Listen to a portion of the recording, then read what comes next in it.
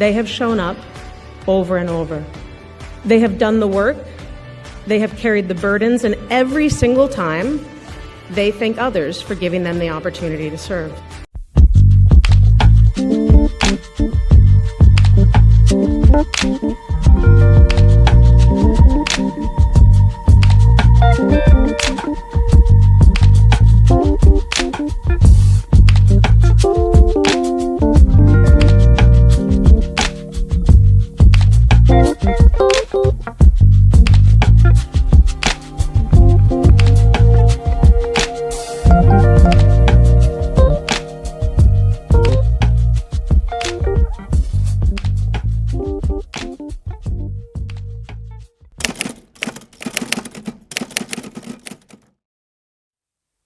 Hey guys, I hope you're all doing well and that you had a great week.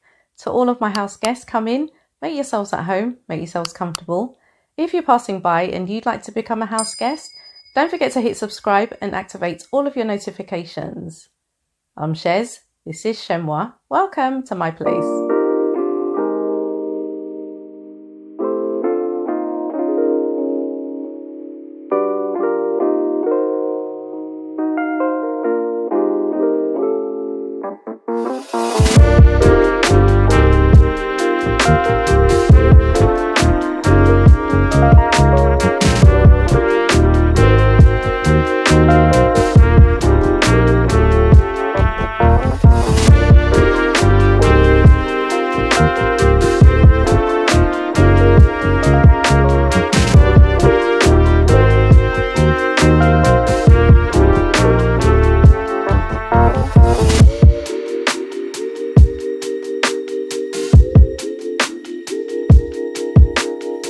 Friday the 10th of October was World Mental Health Day, where we saw Harry and Meghan in New York being recognised as Humanitarians of the Year. But before I expand on that, I noticed that William was not going to let the day pass without his contribution. Next, how Prince William was visibly moved after hearing about the devastating impact of suicide. In a video shot for the Prince and Princess of Wales's Royal Foundation and released by Kensington Palace, William met with Rianne Mannings, whose husband took his own life days after the death of their one-year-old son. And as our royal editor Chris Shipp reports, Rianne also told ITV News about her unimaginable loss. Within 2 hours of being admitted to the hospital, he died. The heartbreak Rianne Mannings and her husband Paul went through in 2012, the loss of their baby boy, was unimaginable. And yet, as she explains, it was about to get even worse. Paul walked out of the house and took his own life. You did mention to come to your house a long time ago, so I'm now here. 13 years on, at her home in Cardiff, Prince William met Rianne to talk about what she had been through. I prioritise the Welsh cake first, Absolutely, yes. I do love In the video, filmed by his team for World Mental Health Day today, Prince William spoke about family life before and after Rianne's devastating losses. From the families I've spoken to who have had to endure suicide, there's a lot of unanswered questions that live with you forever, really, don't they? I will forever go over those last few days with him wondering what I missed. Before we lost George, we were just so happy. And I think this just shows that it really can happen to anyone. In 2017, at a time when William, Kate and Harry campaigned together, all three royals met and supported Rianne when she ran the London Marathon for what was then their joint Heads Together mental health campaign. William stayed in touch. We don't often see senior royals get emotional. This conversation, however, was different. If you could say something, or wanted to say something to Paul, what would you have said? There's only one thing I would ever say to him if I had time with him, and that would be, why didn't you speak to me? I think I ask myself that every single day, because he's missed out on just so much joy, and we would have been okay. And I think that's what the hardest thing is. We would have been okay. You okay? Sorry, it's hard to ask you questions that I know. Hard, and you've experienced loss yourself. It's okay. William and Kate's Royal Foundation today announced £1 million to support suicide prevention across the UK. But the most important thing anyone can do, both he and Rianne agreed, is to talk. So thank you for talking about it. And thank you for talking about it too. Chris Ship, ITV News.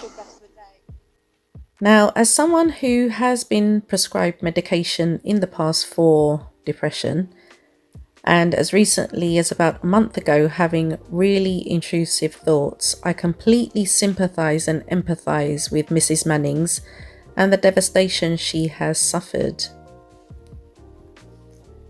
The family she co-created has completely gone. And how this woman is still managing to wake up every single day is a testament to her strength and resilience. How then? I need someone to help me with this. How did she end up asking William if he was okay? William has indeed suffered loss, and I for one will never dare invalidate his feelings. But him trying to maintain that stiff upper lip while showing slight vulnerability was cringe-inducing from my point of view. The stiff upper lip position was something Meghan could never comprehend, especially when she was asked by Tom Bradby in South Africa if she was okay. Do you remember how Meghan was dragged for her response? I don't know what the impact on your physical and mental health of all the pressure that you clearly feel under. I would say, look, any woman especially when they're pregnant, you're really vulnerable, and so that was made really challenging. And then when you have a newborn, It's a long time ago, but I remember, yeah. And especially as a woman, it's a lot. So you add this on top of just trying to be a new mom or trying to be a newlywed. It's, I guess, and also thank you for asking, because not many people have asked if I'm okay, but it's a very real thing to be going through behind the scenes. And the answer is, would it be fair to say not really okay? As in, it's really been a struggle. Yes. You could see how hard Meghan was trying her best not to break down, holding back her tears, as many of us who could relate to that experience of being a new mum and everything that goes along with it, watched with a great deal of understanding. However, William's faux empathy, didn't cut it for me at all, and I had more sympathy for Mrs. Mannings having to comfort him. But we must remember that this was a controlled environment, because it's not as if William had just heard Mrs. Manning's story for the very first time. So I don't think it would be unfair of me to say that William was being performative. Now, just as William doesn't want Harry to be half in, half out, maybe he should have fully committed to the loosening of his upper lip. If you are going to bring a whole camera crew to a woman's house and make her relive the trauma of losing her family, the least you could do is have the taste of salt in your mouth, even if it meant just one single solitary tear rolling down one cheek. Maybe then, William, I would have believed you. Someone else who has suffered a devastating loss is Charlene White, one of the Loose Women panellists, and who also hosts a podcast about the royal family with Chris Ship. She revealed on her Instagram page that her dad unfortunately self-deleted a couple of weeks ago. And my heart truly does go out to her, because I used to think it didn't matter how a person passed away. But my view changed when my dad passed in 2021, because my biggest fear was that because he was in so much pain, he may have thought to do the same thing. Thankfully, guys, I know he didn't, because I counted all his pills and his post-mortem revealed that his cause of death was something completely different. Now, speaking of loose women, at the beginning of the week, one of her colleagues had this to say about Piers Morgan. The same Piers Morgan who said he didn't believe Meghan when she had expressed that she had had ideations of self-deletion, a view for which he was eventually fired from Good Morning Britain. Here's what Janet Street Porter had to say. What I find comical is to flog his book that Piers Morgan is painting himself as some kind of chivalrous knight, some gentleman who, is very, very going through life so upset that he opens doors for women, does all these lovely things, and some horrible radical feminists are not appreciating it. Whereas this radical feminist would appreciate anyone opening a door. Man, woman, whatever. I think good manners, as Kalina said, are the fundamental thing that means we've got a civilised society. But what I find comical about Piers' book is that only a few weeks ago, Christine and I had the misfortune to share a dinner table with Piers Morgan. We were at a very posh dinner in the City of London, and Christine and I were sitting right next to Piers Morgan. And as the people were making very important speeches, who talked all the way through it?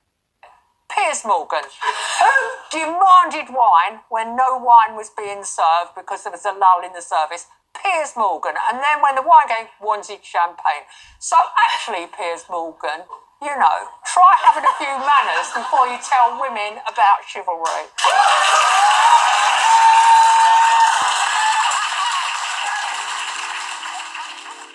From what I understand, Janet Street Porter's comments come on the back of Piers releasing another book. I'm not even going to tell you what it is. If you really want to know, please feel free to search it yourself. I'm not here to promote this man. But that hasn't stopped him flapping his gums about the Sussexes. As usual, this obnoxiously poisonous man can't function in daily life without the names of Harry and Meghan leaving his lips, because he still hasn't healed from his narcissistic injury left by Meghan, more than likely having been advised by Harry not to have anything to do with him since that supposed meeting in a Kensington pub. I say supposed because, as one of my house guests pointed out recently, how come we've never seen any selfies of Morgan posing with Meghan during that meetup? Because we know how this man never lets a beneficial photo opportunity slip through his fingers. Anyway, enough about him. Let's talk about our Duke and Duchess in New York.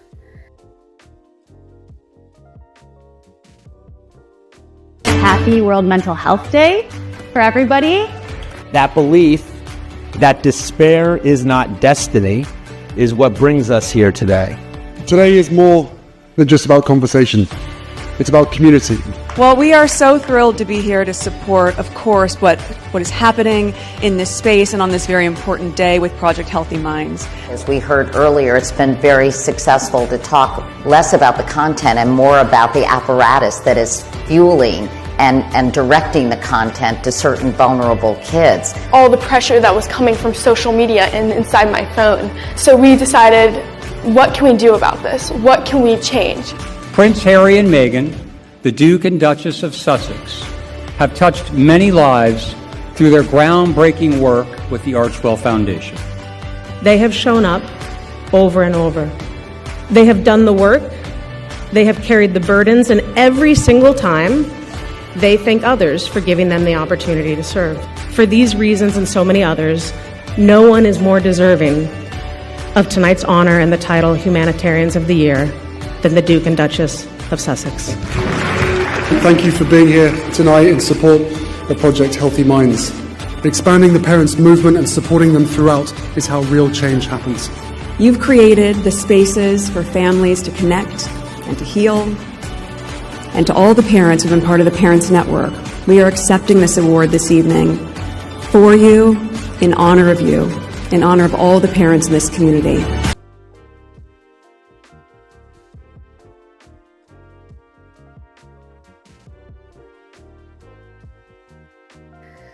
Now, unsurprisingly, the tabloids had to tie this headline-grabbing event to some lackluster offering from your future queen. This article is from themirror.co.uk, published on the 10th of October 2025, and the headline reads, Meghan Sussex and Prince Harry steal Kate's thunder in shock move on rare joint visit. The Duke and Duchess of Sussex made a rare joint red carpet appearance last night to accept an award for their charity work, and their speech seems to have awkwardly clashed with one of Kate's projects. The Sussexes, co-founders of the Archwell Foundation, received the prestigious award in recognition of their campaigns to make the online world a safer place for families and young people. Meghan was also commended as a mother, wife, entrepreneur and philanthropist at the event. Meanwhile, the Duke's work with mental health companies and his controversial tell-all memoir, Spare, were named among his achievements. The Duchess used her speech on stage in New York to speak about her children Archie and Lilibet and the dangers of the online landscape. She said, "Our children Archie and Lily are just 6 and 4 years old, luckily still too young for social media, but we know that day is coming." Like so many parents, we think constantly about how to embrace technology's benefits while safeguarding against its dangers. That hopeful intention of separation is rapidly becoming impossible. Harry joined his wife on stage and added, "This is a pivotal moment in our collective mission to protect children and support families in a digital age." The couple's speech on safeguarding children from digital threats comes just hours after Princess Kate championed the exact same plight in a passionate personal essay, in a move some royal watchers have deemed an awkward snub. The future queen spoke about the epidemic of disconnection in a powerful essay on Friday, warning others about the dangers of screen time and how it can impact a child's development. Now it goes on to talk about the details of the essay. And then these final 2 paragraphs say, a Kensington Palace spokesperson said on Kate's essay, "The publication of the essay reflects the princess's ongoing dedication to early years, translating science into practical support so every child can thrive." It comes as sources claim this week that Meghan's recent appearance at Paris Fashion Week was part of an establishment plot to help warm up frosty relations with the royal family. A friend of the Sussexes is said to have told the Daily Mail, "This trip is all part of the thaw process." I do not believe that, guys. No way. The way that this Paris trip was locked down, it was a complete surprise to every single person who was not privy to the information. We know that Meghan and Harry keep their circle very, very small. So who is this source? Why don't you name them? And why on earth would a friend of Harry and Meghan be speaking to the Daily Mail? Are you serious?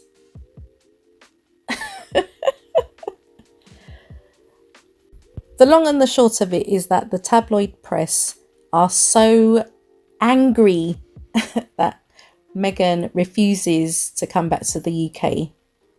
Anywhere else in Europe but the UK. So they have to try to convince you that she's trying to claw her way back into the royal fold. Nothing could be further from the truth. She is not Sarah Ferguson. Okay? They need to stop with this foolishness.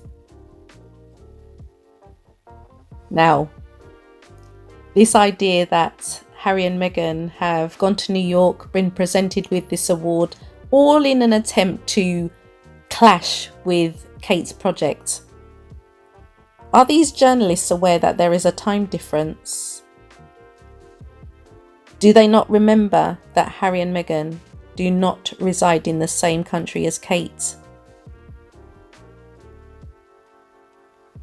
Or they treat their readership with such contempt? But some of them will swallow this rubbish. This article which is only fit for toilet paper. Sorry to be so crude, but that's how I feel. There is no competition. People need to calm down. Harry and Meghan are not in competition with anyone.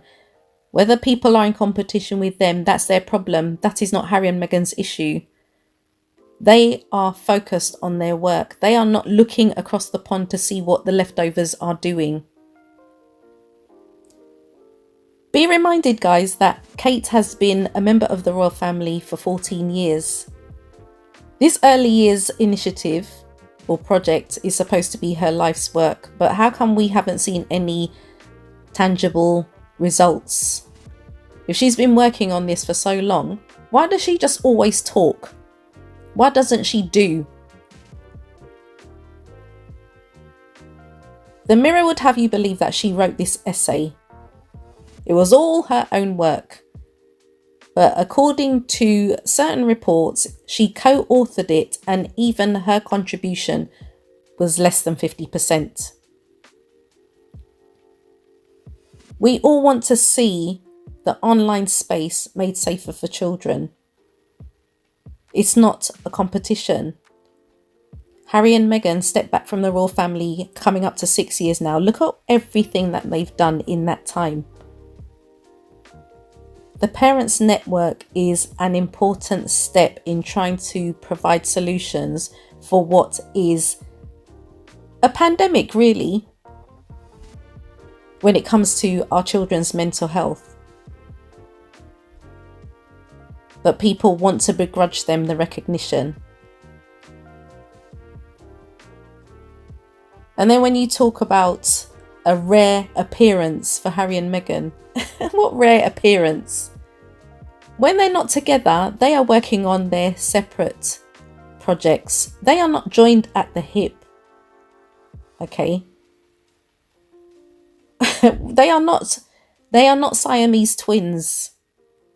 They have independent thoughts. They have independent activities. So when they come together, especially for something like this, all the tabloids can do is comment, oh, it's a rare appearance. It's a rare appearance. It's not a rare appearance. These guys see each other all the time. They actually live under the same roof. You don't need to know what they're doing all the time. Kate and William are not working on anything collaboratively when it comes to mental health. What's happened to that Heads Together initiative? When Harry was involved, it was all three of them. You don't hear about that anymore. It would be nice to hear about that. They throw, £1 million, as was referred to by Chris Ship earlier on in the video. Good. But we want to see something practical from them. I wish these so-called journalists would just stop this juvenile behaviour. It's so tiring, but we shouldn't be surprised.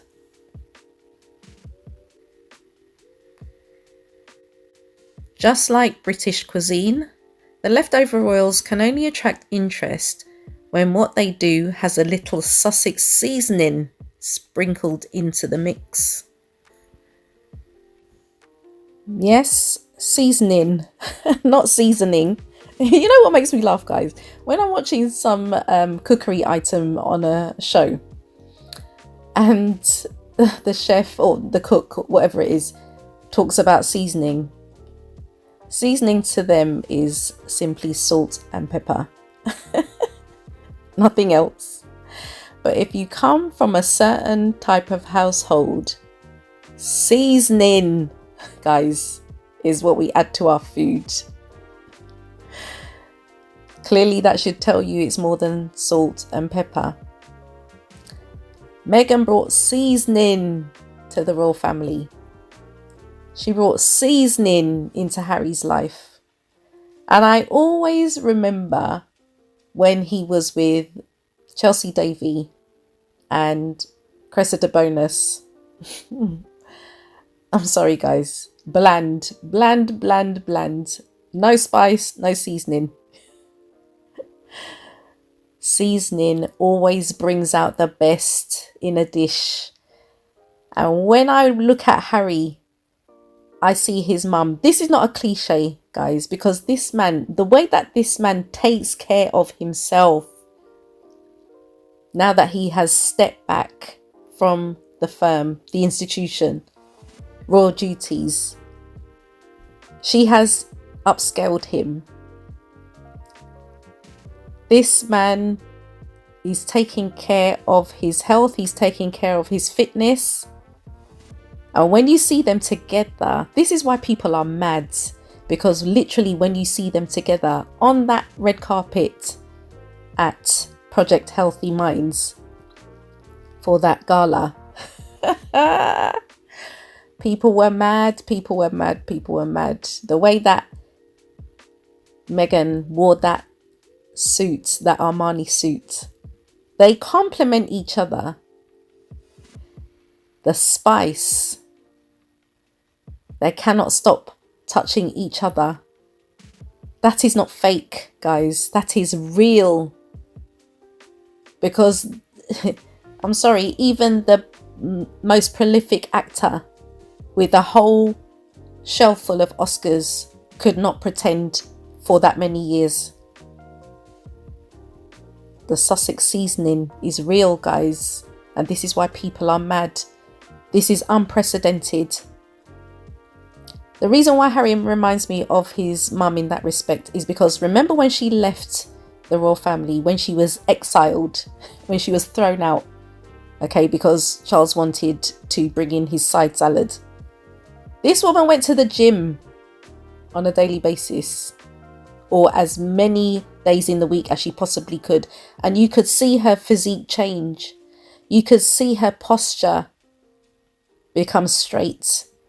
Her clothes fit her very well, and she was being approached by designers. Her confidence went into the stratosphere, and the tabloids, the establishment, they were mad. They were mad, they were mad, they were mad.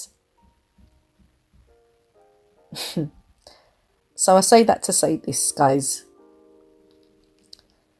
Harry is not going to give up his spice. That Sussex seasoning is going to prevail. And these derangers, these tabloid journalists, these sycophants to the royal family, they need to get used to it. Harry and Meghan have been away long enough. They are not starting out. They are fully established. That seasoning is here to stay. Thank you for being here tonight in support of Project Healthy Minds, our partners at Archwell Foundation, and the true leaders in mental health access. Tonight we're all here together to focus on what remains one of the most pressing issues of our time. Let me share a number with you. 4,000. That's how many families the Social Media Victims Law Centre is currently representing. Families whose children have been harmed or lost forever to social media. 4,000 cases at just one firm. And that number represents only those parents who have been able to link their child's circumstance to social media use. Parents who have learned legal action is possible, who have the capacity to pursue it while grieving, and parents who found their way to help in the fight back against some of the wealthiest, most powerful corporations in the world. And even after this, there may be no road to closure for grieving parents because these companies refuse to disclose their child's information and activity on their platforms. If these deaths and harms were unintended consequences 10 years ago, what are they now?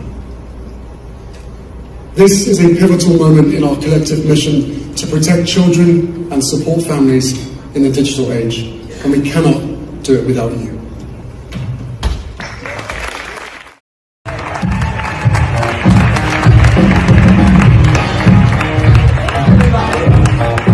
My husband's gonna sit this one out.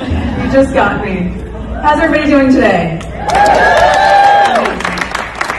Well, we are so thrilled to be here to support, of course, what is happening in this space and on this very important day with Project Healthy Minds. So for this next panel, we're going to turn to one of the most urgent questions facing families today. What's happening to childhood, and how and what do we do to allow our children to just be children? 3 years ago, we had met with families whose worlds had been absolutely shattered. Parents who had lost children to social media-driven suicide, others who had lost so many of their children to struggles with depression, anxiety, self-harm, all inflicted by online harms. And you heard some of that in the first panel with Katie, who we met 3 years ago with her mom. And just so proud of you, Katie, if you can hear me backstage, and how far she's come. So in the sit-down that we had a few years ago, what began as individual tragedies became the foundation for the Parents Network. Now, this was a community that grew from a small pilot in November of 2022 to a global support system serving families across 3 countries by August 2024. What we learned in these moments is that these parents, they didn't just need therapy. They needed other parents who understood their very specific grief. And when they came together, they weren't just sharing stories, they were creating a movement. And they did it quite well. Utilizing trauma-informed practices, parents created strong bonds and offered healing support through community. They turned their grief into advocacy. And when they let love fuel their fight for change, we saw tremendous impact. This community power is crucial to protect our children's mental health online. And we partnered with Girls Inc. for a program called Half the Story to reach young girls in underserved communities. We were addressing everything from body image to online safety. We saw the same thing happen. They weren't just learning about digital wellness. They were creating communities of absolute resilience. So the conversation that you're about to hear will help us better understand the scale of what we're facing, and more importantly, what we can do about it. Because while the research is sobering, the solutions, as we've seen firsthand in the past 2 years with these very brave and resilient parents, the solutions are within reach, especially when parents, advocates, and communities all come together. So guys, I haven't got that much more to add. I say that and then I start to ramble on. As I'm editing this video, I have been reminded by Meghan that it is the International Day of the Girl. She posted a sweet image of her holding hands with her beautiful daughter. And she also posted a clip of Lily running around their yard.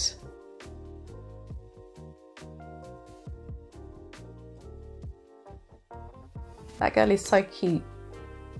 These children are truly blessed. Blessed to have parents who adore them and adore one another, because that has laid the foundation for the secure upbringing that Archie and Lily are experiencing. Free to run around, free to go barefoot, free to just be children, not to adhere to some stuffy protocol where they have to be on their P's and Q's all the time. This is why people are upset. The argument is always, strip them of their titles. How many times do you have to be told the titles do not make any difference? Harry had said in the Netflix documentary that they were willing to relinquish their titles. It doesn't make any difference. Strip them of their titles. They are still Harry and Meghan, still doing good work, still collaborating with serious power players to get things done. You guys in the media, you're very schizophrenic. And I don't use that term lightly, okay, because I know it's a serious condition. But this is the type of behaviour that you display. The fact that Harry and Meghan have provided such a solid foundation for their children, that's what you should be celebrating. That's what you should be celebrating, but instead you want to vilify, disparage, castigate, tear down this family. Look at your future king and queen. Look at the environment that George, Charlotte and Louis are growing up in. And this is why William is saying that he wants to change things when he becomes king, because he knows how toxic that environment is.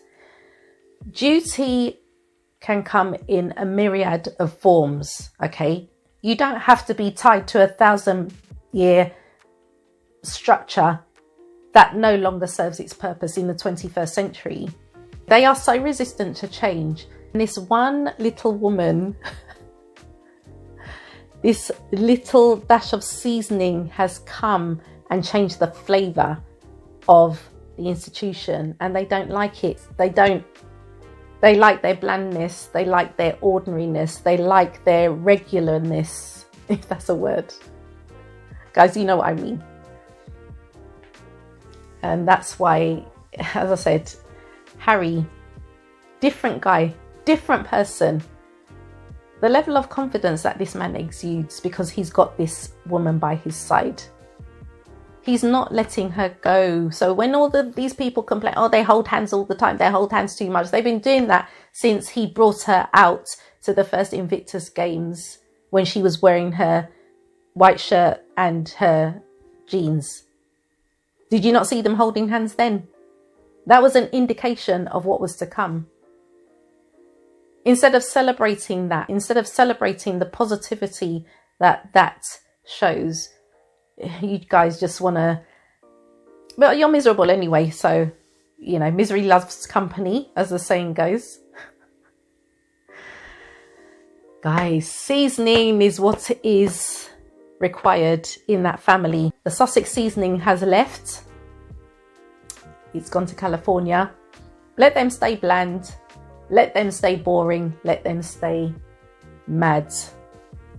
So the reason I haven't spoken about Paris, if you were expecting me to speak about Paris in this video, I didn't, because I'd uploaded a 4-part micro-series to the channel on Wednesday featuring different content creators from other platforms. They articulated what I had thought, and I thought I'd share their views instead of saying mine. I agree with them 100%. I couldn't have said it better myself.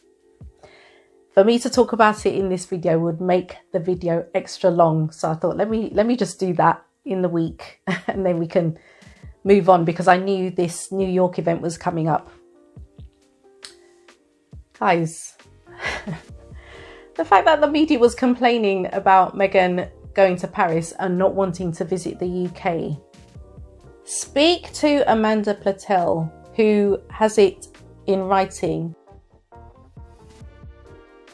Why are you lot complaining? She did what you asked. So why do you constantly want to know why she doesn't come to the UK? The UK, where people want to throw feces at her. The UK, where you've got the Metropolitan Police having WhatsApp groups sharing racist messages about Meghan. Where you've got 200 or thereabouts hate groups targeted towards Meghan. You've got neo-Nazis saying what they'd like to do to Archie. Why on earth would she come back to this place?